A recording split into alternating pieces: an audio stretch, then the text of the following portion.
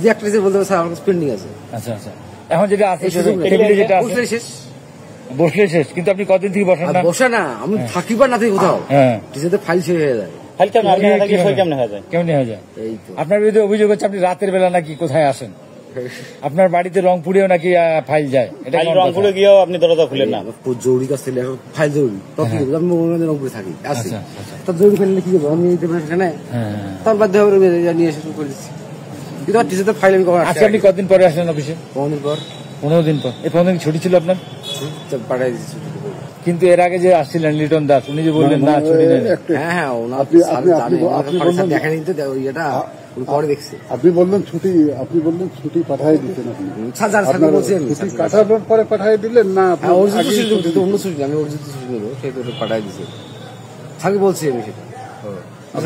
আপনাকে 3 দিনের শোকজ করতে হবে। হ্যাঁ জবাব দিয়েছি, জবাব